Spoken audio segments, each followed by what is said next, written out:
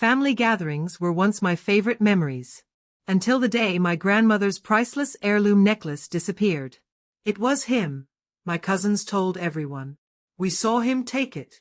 I never stole a thing. But they had planned meticulously. Planted evidence. Created witnesses. Their word against mine. I was only 18 when my family believed their lies and banished me from their lives. What they didn't know, this betrayal was just the beginning of their master plan. The necklace was just a test run. 2 years later, when our grandmother died, they inherited everything. I received nothing but a letter saying I'd been removed from her will. They thought I was gone forever. But I was simply gathering evidence. Building my case. Waiting for the perfect moment. 10 years later, I returned. Not for revenge, but for justice. Some family betrayals are calculated over decades. Stay until the end to see how patience and preparation can expose even the most elaborate deceptions. I grew up in what I thought was a close-knit family. Every Sunday, we gathered at my grandmother's sprawling Victorian home for dinner. My parents, my aunt and uncle, their 3 children, my cousins, and of course, grandmother Eliza herself, the proud matriarch who had built our family's real estate business from nothing. These dinners were elaborate affairs with multiple courses served on fine china that had been in the family for generations. Grandmother insisted on proper attire, jackets for the men, dresses for the women, even when we were children. Standards matter, she would say, adjusting my tie with hands adorned with a single perfect diamond ring. They separate those who succeed from those who merely wish to. Her home reflected those standards, hardwood floors polished to a mirror shine, artwork from her travels displayed in perfect symmetry, and family photographs arranged chronologically along the main hallway, a visual timeline of the Montgomery legacy. Grandmother Eliza favored me, though she tried not to show it. It wasn't just because I was named after her, Alexander Elias Montgomery, mirroring her Eliza Alexandria Montgomery. It was because, as she often told me privately, you have the mind for business, Alex. The others just have appetites. She would invite me to her study after dinner while the others watched television or played cards. There, surrounded by leather-bound books and the subtle scent of sandalwood, she would teach me about real estate markets, investment strategies, and the art of negotiation. Listen more than you speak, she advised. People reveal their weaknesses when they're trying to impress you. My cousins, Richard, Diana, and James, were all older than me by several years. Richard, the eldest at 32, had his father's broad shoulders and his mother's calculating eyes. He managed residential properties for Montgomery Holdings but spent more time on golf courses than in the office. Diana, 30, had studied fashion design but never actually designed anything. Instead, she consulted for the company while maintaining a robust social media presence documenting her luxury lifestyle. James, 28, had bounced between 3 colleges before settling into a vague business development role that seemed to consist mainly of expense account lunches. They drove luxury cars, took extravagant vacations, and constantly needed loans from their parents or grandmother. I worked part-time at the family business since I was 16, learning every aspect from the ground up while attending business school. One day, you'll lead Montgomery Holdings, grandmother told me on my 18th birthday, placing her hands on my shoulders. It's all being arranged. I had no idea those words had been overheard, or that they would set in motion a plan to destroy me. The necklace was grandmother's most treasured possession, a cascade of rubies surrounding a central diamond, set in white gold. It had belonged to her mother, who had received it from a European countess in exchange for safe passage during World War II. Beyond its considerable monetary value, it represented the beginning of the family fortune. Grandmother wore it only on special occasions, keeping it otherwise secured in a small wall safe behind her bedroom vanity. The setup was elegant in its simplicity. After a Sunday dinner celebrating grandmother's 80th birthday, a dinner where she had worn the necklace and publicly praised my recent business school acceptance, the piece disappeared. The family lingered late into the evening, sharing stories and champagne. It wasn't until everyone was preparing to leave that grandmother realized the necklace was missing from her bedroom, where she'd removed it earlier due to fatigue. The entire family searched the house, combing through every room with increasing urgency. I remember the growing tension, the whispered conversations, the sidelong glances. 3 days later, Richard discovered the velvet pouch containing the necklace hidden in my car's spare tire compartment during what he claimed was a search for a lost phone. I was trying to call my phone to locate it, he explained to the assembled family. I thought maybe it had fallen out in your car when you gave me a ride last week. When I didn't find it in the main cabin, I checked the trunk, and that's when I noticed the edge of this pouch tucked inside the spare. I don't understand why you'd check there for a phone, I said, bewildered as the family gathered in grandmother's living room to witness my humiliation. That's not the point, Alexander, my Aunt Margaret snapped. Her voice had that brittle quality it acquired when she was simultaneously angry and enjoying herself. How did grandmother's necklace end up in your car? I have no idea. I didn't take it, I protested, looking around at the faces that had surrounded me my entire life, now transformed by suspicion and disappointment. Diana stepped forward, her expression solemn. I saw Alex in grandmother's bedroom during dinner. He said he was looking for aspirin, but he was near her jewelry box. That's not true. I never left the dining room. The desperation in my voice was evident even to me. James nodded. I saw him too, acting suspicious. When I asked what he was doing, he said grandmother had sent him to get her reading glasses, but her glasses were already on the table. It was a lie, a carefully constructed one with just enough specific details to sound credible, but it was 3 against 1. Why, Alex? My mother's voice broke. She stood slightly apart from my father, arms crossed protectively over her chest. We've given you everything. I didn't do this, I insisted, looking to grandmother Eliza, whose face had gone pale. You know I wouldn't. Her eyes, usually sharp as diamonds, clouded with uncertainty. For the first time in my life, I saw her confidence waver. I don't know what to believe. My father wouldn't look at me. His gaze was fixed on a point somewhere beyond my shoulder. We're deeply disappointed, Alex. No one called the police. Family matters stay in the family, my Uncle Robert declared, but the damage was done. I was labeled a thief, a disappointment, a black sheep. Grandmother didn't press charges, but she did something worse. She distanced herself. Our weekly private lunches ceased. My internship at Montgomery Holdings was reconsidered. Family gatherings became exercises in cold politeness. The psychological toll was immediate and severe. I couldn't sleep. I lost weight. My final semester grades suffered. I found myself constantly replaying events, trying to understand who would have set me up and why. The obvious suspects were my cousins, but I couldn't fathom why they would go to such lengths. 2 months later, I received my acceptance to a business school in London, a dream I'd worked toward for years.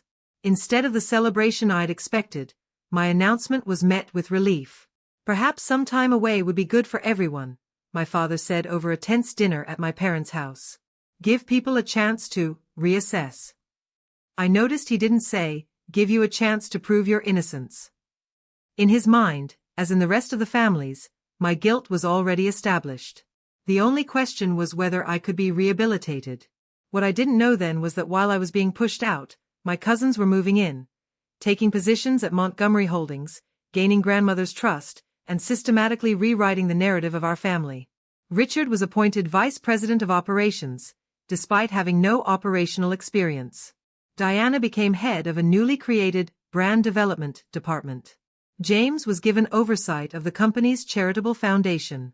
Together, they positioned themselves as the future of Montgomery Holdings, with their father, my Uncle Robert, serving as their champion on the board.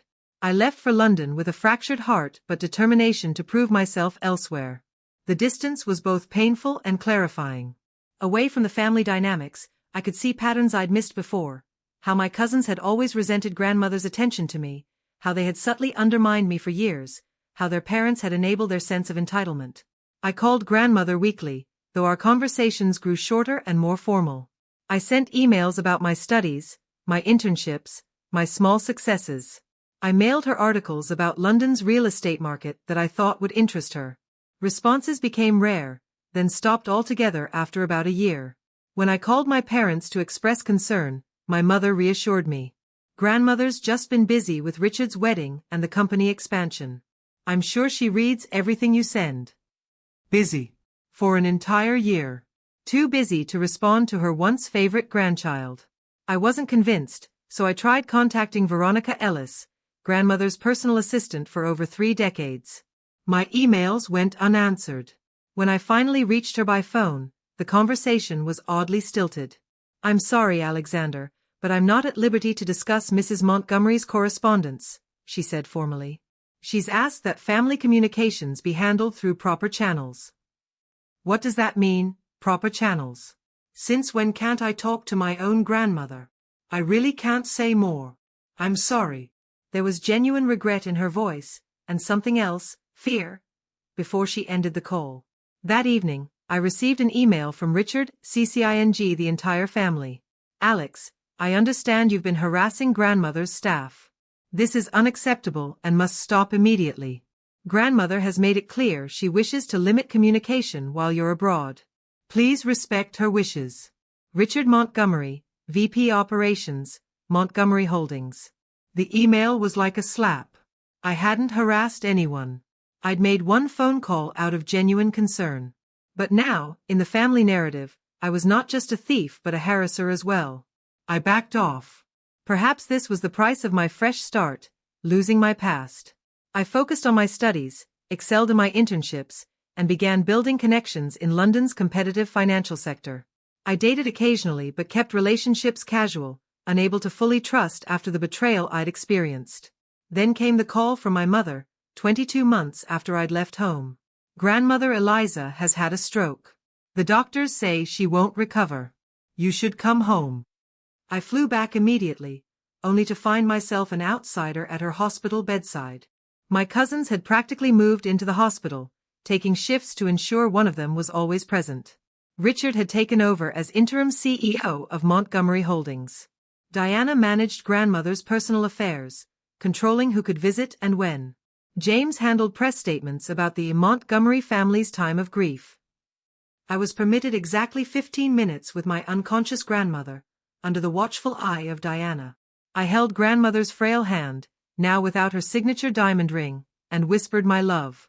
Her face remained impassive, tubes and monitors creating a barrier between us as impenetrable as the one my cousins had constructed. Grandmother Eliza died 3 days after my return, never regaining consciousness.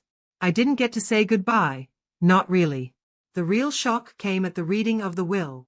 2 years earlier, shortly after the necklace incident, grandmother had revised her estate plan.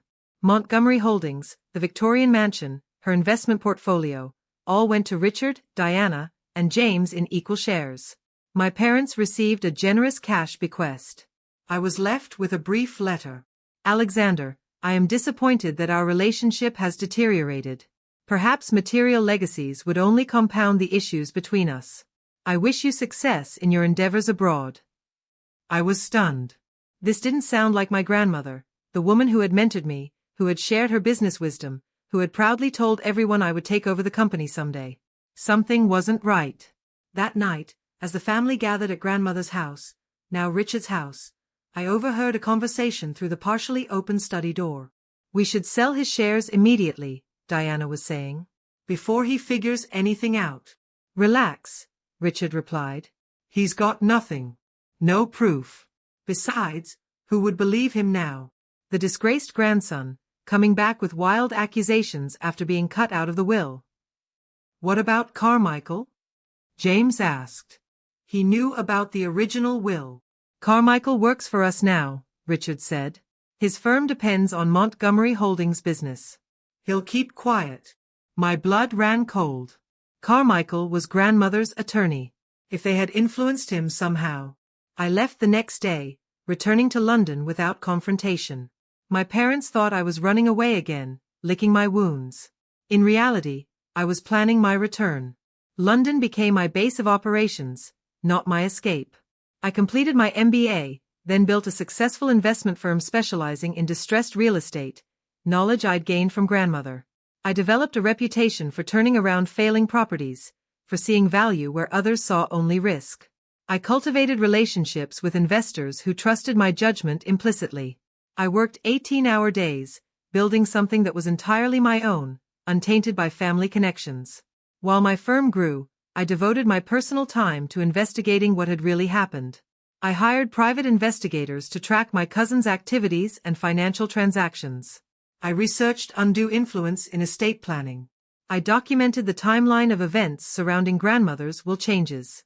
It took 5 years to find Veronica Ellis, grandmother's former personal assistant who had been abruptly retired after 30 years of service, just weeks after the necklace incident.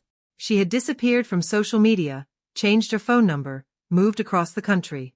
She was living in a small town in Arizona, still receiving a generous pension from Montgomery Holdings. "I've been waiting for you to find me," she said when I finally sat across from her in a quiet cafe. "I knew someday you would." From Veronica, I learned the truth. My cousins had orchestrated everything, beginning with the necklace setup. They had systematically isolated grandmother from me, intercepting my emails and calls, telling her I was too busy in London to visit. When I did call, they often told grandmother I had cancelled at the last minute. They had manipulated her finances, convincing her the company was struggling and needed their more experienced guidance. And when her health began to fail, they had brought in their own attorney to revise her will, with Carmichael pressured to go along. "She asked for you near the end," Veronica said, tears in her eyes. "They told her you couldn't be reached." The most shocking revelation was that grandmother had never believed I stole the necklace. "She told me privately that she knew you were innocent," Veronica said. "But Richard and the others kept presenting evidence, fabricated emails where you supposedly confessed to friends, receipts showing you'd valued the necklace at a pawnshop. They wore her down, especially after she began having small strokes that affected her judgment."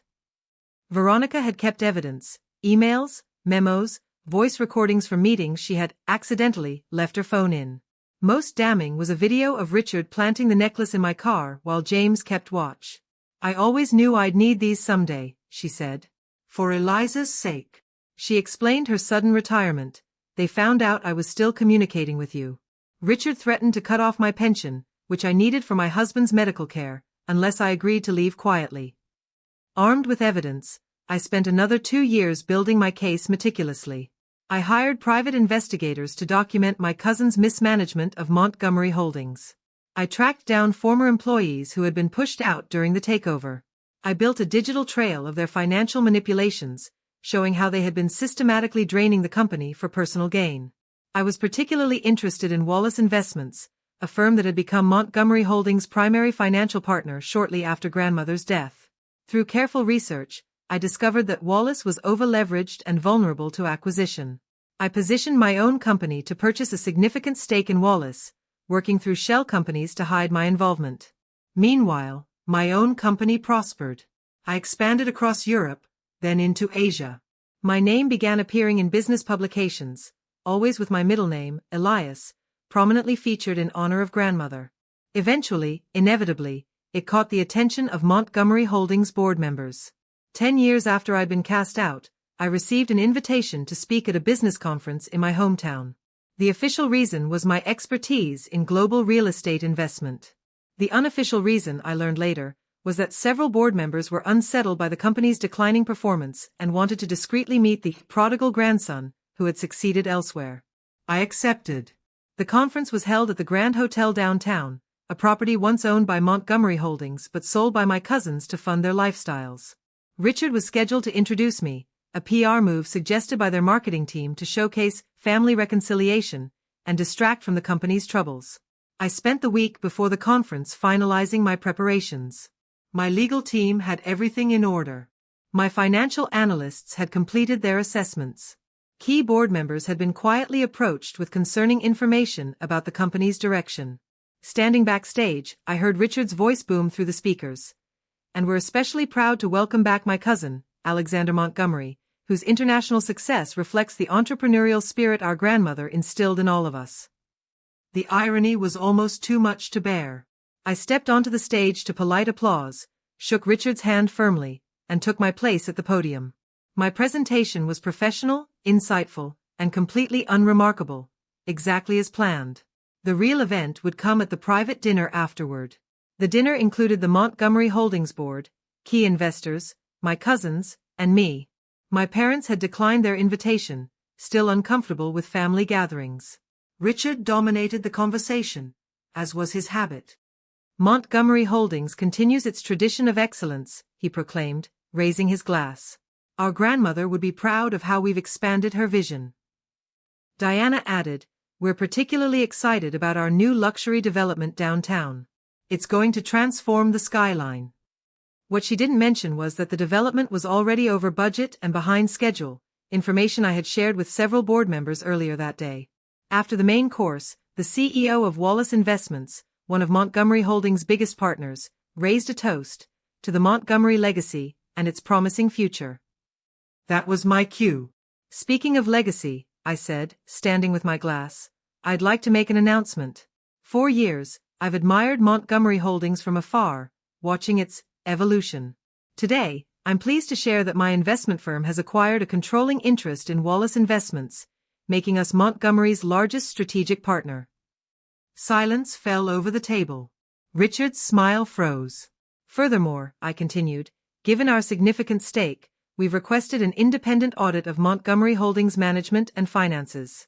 The board received formal notice this afternoon. Diana dropped her fork. James turned pale. This isn't personal, I assured them, though we all knew it was a lie. It's just business. Grandmother always said I had a mind for it. What followed was not a dramatic confrontation, but something far more satisfying: systematic dismantling. The audit revealed years of mismanagement, self-dealing, and fraud. Board members, protecting their own reputations, distanced themselves from my cousins. Key employees, long silenced, came forward with their own stories. I never publicly accused my cousins of manipulating grandmother or stealing my inheritance. I didn't have to. The evidence Veronica had provided went to the FBI's Financial Crimes Division, not the press. My revenge wasn't in exposing them to public shame, but in watching them face the consequences of their actions through proper channels. Richard resigned to pursue other opportunities before he could be fired. An investigation into his personal finances revealed that he had diverted company funds to cover gambling debts. Diana followed when questions arose about her brand development expenses, which included personal shopping trips classified as research. James held on the longest but eventually stepped down when his mismanagement of the charitable foundation came to light. 6 months later, I was appointed CEO of Montgomery Holdings by a chastened board eager for stability and restored reputation. My first official act was to rehire several executives who had been forced out during my cousin's tenure. My second was to establish the Eliza Montgomery Foundation for Business Ethics. My parents finally reached out, hesitantly at first. We should have believed you, my father said during our first dinner together in over a decade. We failed you. Yes, I agreed without bitterness. You did. But that's in the past now. The relationship remained fragile. Years of doubt and distance had taken their toll. But we were trying, which was more than I had expected. The Victorian house, grandmother's house, had been sold by my cousins years ago. I repurchased it, not to live in, but to establish as the headquarters for the foundation. During the renovation, workers discovered something interesting behind a loose panel in what had been grandmother's bedroom, a small safe containing a letter addressed to me, dated just weeks before her death. Alexander, it read in her shaky handwriting. If you're reading this, then something has gone terribly wrong. I fear Richard and the others are not what they seem. Trust Veronica. She knows everything. Remember what I taught you. Patience in business is not just a virtue, it's a weapon. Use it wisely. All my love, Grandmother Eliza. She had known, or at least suspected.